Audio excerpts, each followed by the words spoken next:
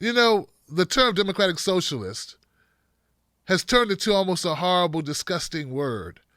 In fact, when it's used, now that you hear it, it's used usually to bludgeon uh, folks who they say are too far left. And sometimes they use it so crazily, they even apply it to people like Nancy Pelosi.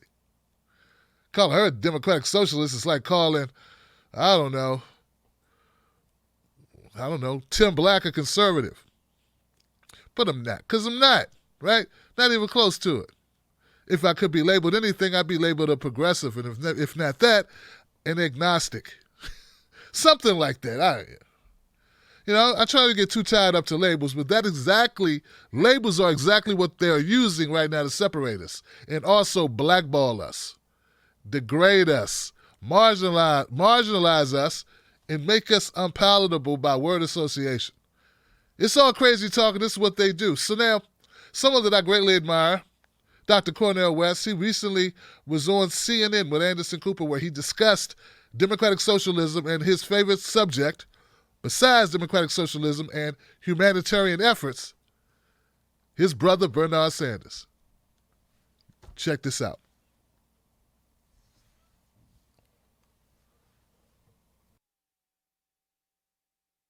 I've heard you say that what the Democrats need to actually win, to actually ignite enthusiasm, is not a neoliberal centrist. I mean, you're a supporter, obviously, Bernie Sanders. You supported him last time. You're supporting him this time.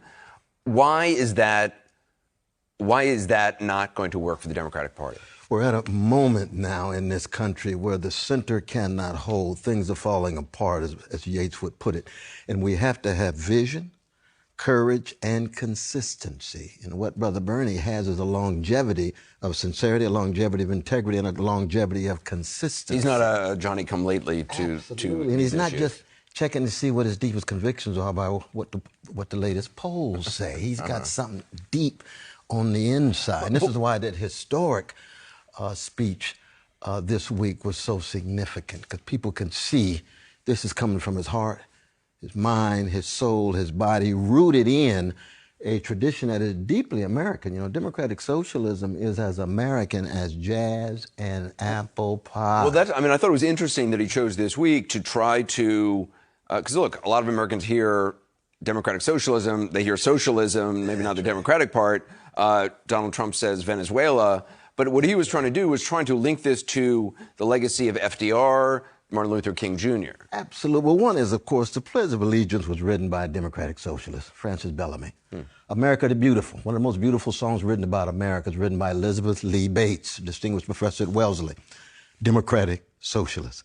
The greatest poet, Walt Whitman, democratic socialist. The greatest philosopher, John Dewey, democratic socialist. Reinhold Niebuhr, the greatest Christian. We go on and on. Martin Luther King Jr., Lorraine Hansberry, one of the greatest playwrights, democratic socialist. So democratic socialism, which is over against authoritarian communism, but is critical of predatory capitalism, unfettered capitalism, because we know that socialism without democracy, political tyranny, we saw that in the Soviet Union, but capitalism without any kind of socialist leveling is economic tyranny for the poor, for working people, and we saw that with such eloquence in Brother Bernie's presentation. Well, it was interesting. One of the things that Senator Sanders said, and he said on the program earlier this week as well, is that Donald Trump's actually a socialist. He's just a corporate socialist, not a socialist, a democratic socialist. When Martin Luther King Jr. said we need a reshaping of our priorities in terms of vision, values, and virtue. This is the primacy of the moral and the spiritual as it relates to a systemic social analysis of power, be it empire, be it capitalism, white supremacy, male supremacy, homophobia, transphobia, what have you. And so what we saw, and this is what made Brother Bernie's speech so historically significant, we've never seen in the history of American presidential politics this kind of thoroughgoing democratic. It was radically democratic. It allowed for those Sly Stone called everyday people, those James Cleveland called ordinary people, to be center stage. Not the elites, not stock market, not the powerful, but everyday people. It's sort of interesting.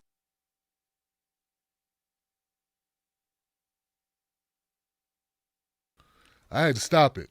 I had to stop that. I had to stop it. I had to stop it not because, there was any reason, anything that Cornel West said, but because, like, I can listen to the whole thing, and I can't listen to the whole thing. Ain't my clip, right? But we're going to play a little bit. So there was a speech that Bernie Sanders gave very recently. I have a copy of some of it. I'm going to play a good portion of that. But before we do that, let's just talk a little bit about what Dr. Cornel West just said here that really stuck out. When he started naming all the folks, all these great American icons, people in history, notable folks who were democratic socialists, it makes me think, and I don't know about you, but it makes me think that this democratic socialist was a thing that kind of birthed some of the principles that we say we want to live up to. Like this ideology that we don't just say, hey, go make as much money as humanly possible, and if you feel like it, maybe you can kind of help people out too. I mean, kind of be nice about it. So that was sort of like what I took from, Dr. Cornel West running down a list of people, notable figures. The other thing that stuck out to me was that he said Bernie Sanders is not a poll-tested candidate. And right about now, that's something I need to hear because that's a deep contrast between how so many of these other candidates run their race. We'll talk a little bit later about Kamala Harris and Pete Buttigieg, but if you put Bernie up next to these guys, it's like a whole different world. Because it's not, oh man, what's going to work? What's going to work with the people? It's, what do I believe? What am I about? What do I believe and what I think is the right thing for the country? Not what's going to fool people. They're trying to put me in a box. Ooh, let me be an enigma. Which gets very tiresome, doesn't it? Or the worst at all is, let me just switch because the wind blew that way. Hold on. Oh, no, the wind blew that way. Okay, I'm going this way then. Oh, I don't know. I can't answer your question. I haven't poll tested it yet. I got to check with my consultants. All we asked you is what time it was. I know, but you didn't, I got to make sure, I can't just be giving you the time. Well, would you prefer cheese pizza or pizza with pepperoni?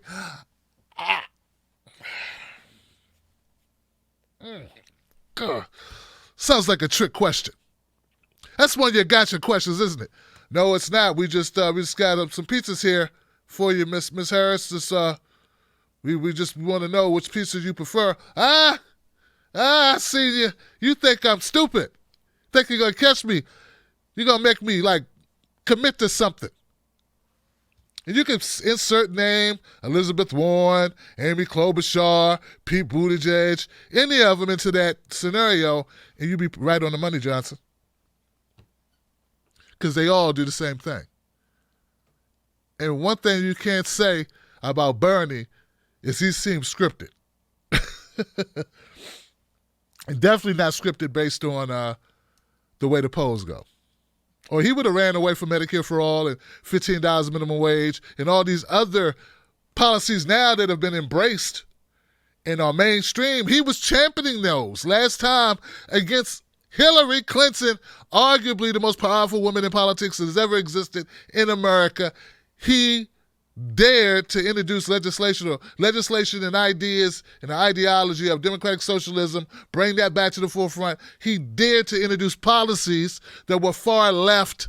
And some would even argue, if you're a true socialist, not far enough. Like a lot of the DSA folks be like, Bernie barely a socialist, man. It's really crazy how much they play that up in the negative, as if Bernie's this.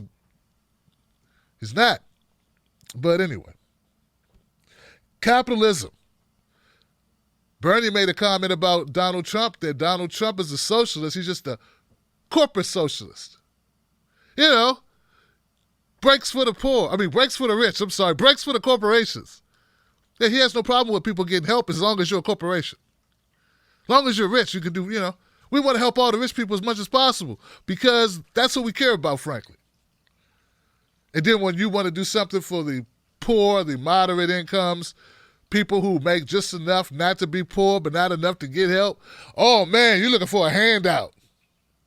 And the worst thing about it is a lot of the people that need their help are the main ones repeating the talking points of the people that work for the rich and wealthy. They don't get it. Those candidates that are telling you that these are handouts that somehow your citizenship and your tax money doesn't, equate to somehow, even though you pay into a system, born into a system, even though your parents paid into a system, even though all these people in your lineage have paid into this system called America, which is a very productive country, man. America's killing it. They somehow believe that asking for something in return as in the form of public goods makes them lazy. Those people telling them that and championing that idea are being paid, and their campaigns are being funded by rich people who want you to believe that lie. And it's working, Johnson. It's working not only in the Republican Party, which is what we were mostly led to believe, right, until we really woke up. I mean, we were awake. We didn't know we weren't all the way awake. Right? We were there, but we weren't all the way there, right? You weren't all the way awoke until you realized it's not just the Republican Party. In a more covert fashion, it's the Democratic Party too. Right? Right? All right, Johnson. All right, so what was this thing that Bernie said? What is this speech that Bernie gave? Well, look, the entire speech is over an hour long. I can't play the whole thing. We'll play a few minutes of it, give you the gist of it. This is what Bernie's talking about education and what you are entitled to. Yeah. Be ready for your head to explode.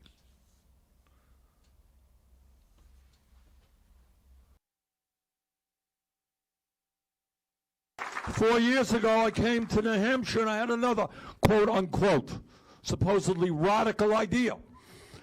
And that radical idea was that the world has changed in the last 100 years and we have to redefine what free public education means.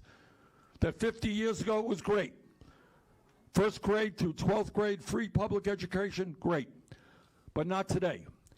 And in a competitive global economy where the good jobs often require a higher education, that we need to make public colleges and universities tuition free.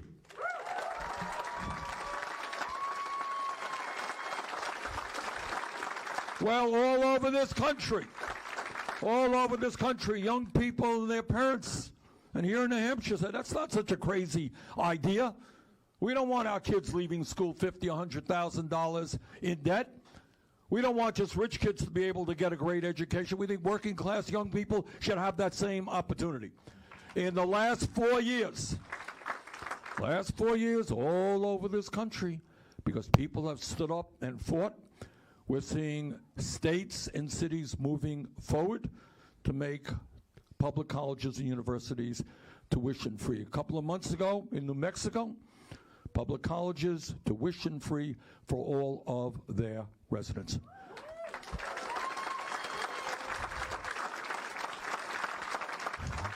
Number of leading medical schools, some of the leading medical schools in this country, NYU, Columbia, Cornell, have now established tuition-free medical school. All right? So we are making progress. But our job is to make sure that every kid in every state, and not just kids, an economy which is changing every day, every worker in America, every person in America, regardless of his or her income, has the right to get all of the education they need as an American citizen.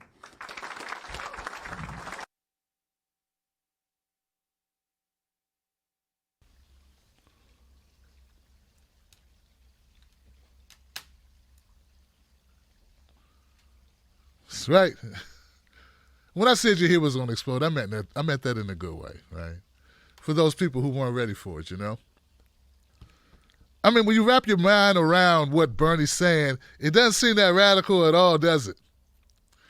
Once upon a time, there was no K through 12, right? So there were, people go to school if they could.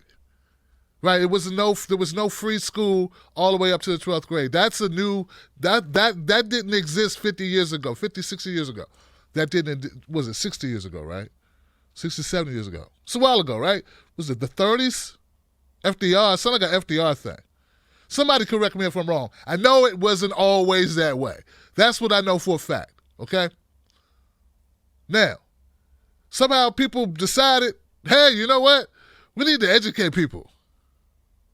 Right, we just can't have people that's, dying in, factories and in the Industrial Revolution. We just can't have people working with their hands. We need people educated for a better life. This was to provide a better life. Remember, America was rough and tumble, man. This is a country that had a million slaves, set them free and give them any land and no jobs, no shelter, and said, have at it. Same country that gave some people free land. So America's got a crazy history of how it treats its people. Well, first they got to consider you people. But even after then, so a lot of the things that we have in this country now, people fought to have it. Union rights, the ability to unite, to unify in order to petition your employer, in order to have leverage. Workers' rights. What I'm saying is that all of these things that we enjoy were not given. We had to push for them. Things had to evolve. People worked. Some people died to get what we now enjoy that's regular. Well, I'm just saying that maybe it's time for us to go a little further. Maybe it's time to go beyond where we were 100 years ago. At least that's what Bernie Sanders is saying. I tend to agree with him. If we want to say, okay, we need these people to fill these jobs, but we don't have enough people that are educated enough to fill the jobs, well, maybe you need to stop taxing the hell out of your citizens and give them an education so they can compete. So there'll be less need to go to other countries who have free education or much cheaper education than we do, where they're not going in debt $50,000, $100,000. And then saying Americans don't work hard. Americans are lazy. Americans can't afford to go to school. And then you're outsourcing jobs. We got a lot of reasons. Bernie was the one talking about community colleges, free 2-year colleges, free tuition colleges. He was talking about that. No one else was talking about it. It was a thing. It was a thing last, 4 or 5 years. And guess what happened? In Maryland, my governor, who's a Republican, Larry Hogan, he recently signed a bill to make that happen. Now, it's not happening as quickly as we thought it would. I voted for Ben Jealous, so brought him on the show. I pushed him as hard as I could. And that's not because he's Dave Chappelle's brother-in-law or whatever. That has something to do with it, but not everything. Ben's a good guy. The point is this. He also wants to legalize weed and raise the minimum wage and a lot of other things Ben wanted to do. But a lot of Marylanders were looking at those tax breaks from Larry Hogan was like, we good. We good. The bottom line is, even Larry Hogan is moving along to tuition-free community college here with a $5,000 a year stipend for students. What I'm saying is, these are ideas that Bernie Sanders championed. These are, when it was unpopular, when people had to get warmed up to the idea, he was the one taking the slings and arrows. He wasn't a Johnny-come-lately, as Anderson Cooper said earlier, right? He was breaking new ground. He was willing to say it on a national level. He was willing to be called Crazy Bernie because he wanted, he's not going to school. Right? I don't think he is. Kind of late to go to school. But, so he wasn't doing it for himself. He thinks it's the right thing to do. And that's one of the reasons why he's the strongest candidate in the field, because he comes up with ideas that impact the most people,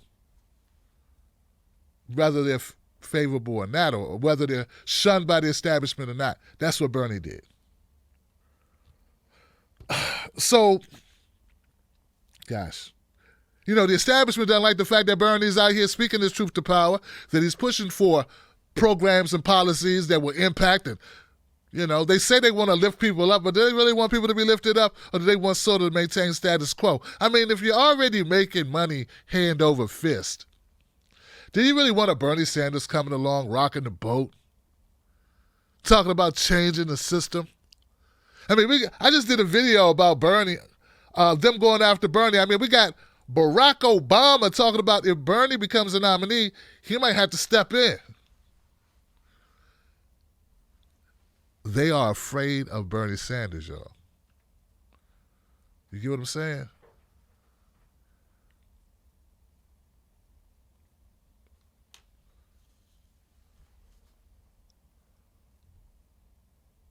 Why else do you think these billionaires are running? I mean, we got Michael Bloomberg. He said he gonna skip the first 4 primaries. But he's going to run anyway. He already spent over $50 million on television ads. What's he running for? How could you miss the first 4 primaries and caucuses and actually be fighting to win? Because he's not playing to win, guys. He's playing to make Bernie lose. It's the other way. To that point, here goes a clip of a Bernie Sanders surrogate talking about Michael Bloomberg's new campaign. 4 years ago, I came to New Hampshire and I had another quote unquote. So now let's talk about Michael Bloomberg's entry into the race. I know this is something your campaign's been keenly aware of. He spent over $58 million on TV and ad buys in just the last 3 weeks. Most of that money headed towards Super Tuesday states. He said he's going to skip the first 4 primary states. I mean, what is your view of the Bloomberg entry into the race, and how do you view Senator Sanders as an alternative to that? Look, this is the problem with elites. He thinks he can skip Iowa, New Hampshire, South Carolina, Nevada, 4 states where you have to really interact with voters, where you're talking one-on-one in rooms, where you're talking about rooms of 20, 30, 40, wants to go out and just blanket the airwaves with television. That's actually a problem in this race. You want a candidate who can relate to the people, not one who thinks they can win by just spending $50 million, $100 million, $1 billion on TV. That's not good for the Democratic Party. That's not good for democracy. But just quickly, as we wrap up here, one of the reasons he seems to be getting into this race is because he's nervous Bernie Sanders could be the nominee. I mean, how would you respond to that? Yes, people like Michael Bloomberg should be nervous that Bernie Sanders is going to be the president of the United States and is going to tax people like Michael Bloomberg and is going to disempower billionaires who have too much power in our society. So yeah, Michael Bloomberg should be nervous.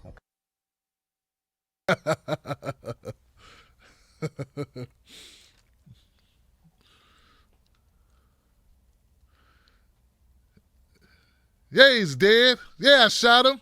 Yeah, he's dead. I'm glad he's dead. How'd that line go? Samuel Jackson said. God, it was been perfect. Hey, he's dead. I'm glad he's dead. If he was alive, I'll shoot him again. Anyway, you hear Ari Hart.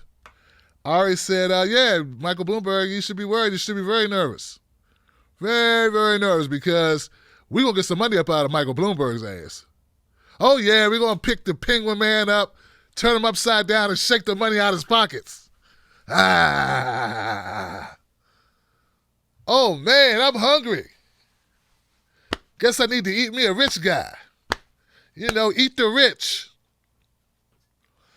So, look, there's no other way to slice it. What has to happen now is Obama, Bloomberg, what's his other guy's name? Hey, my name is Deval Patrick. I had served no purpose other than to annoy the hell out of you, give you a headache, and stop Bernie Sanders. All of these weirdos coming out of the woodwork for no other reason than to stop Bernie Sanders because they are cheap bastards who don't want to give the American people, most of Americans, a shot. Bernie's got this new quote in his speech. He says now, he goes, there are 3 Americans that make more money, that are worth more money than the bottom, like 90% or 50, 60%. It's crazy. Like you can't even wrap your mind around how much money some of these people have.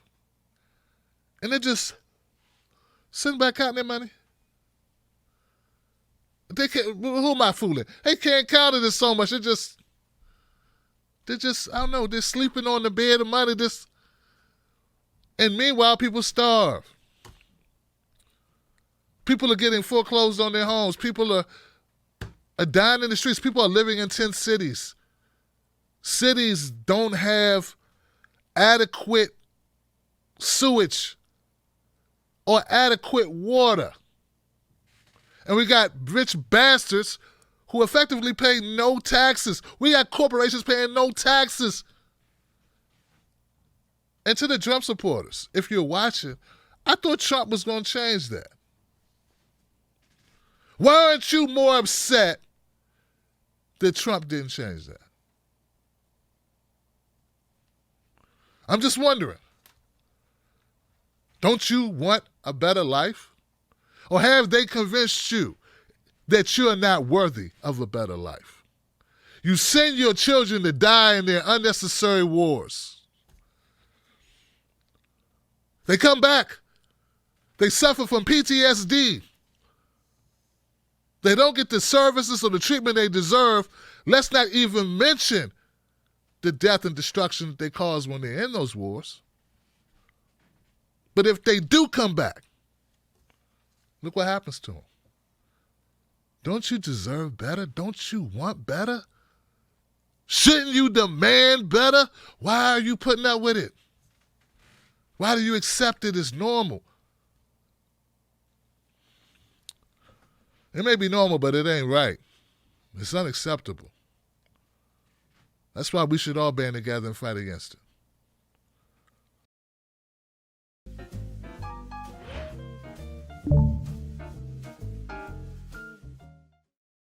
Did you enjoy that content? I know you did. You got great taste, Johnson. What can I say? Become a member of the Tim Black Wolf Pack today right here on YouTube, or go to patreon.com, Tim's Take Live, and you'll get free stuff, special stuff, secret stuff.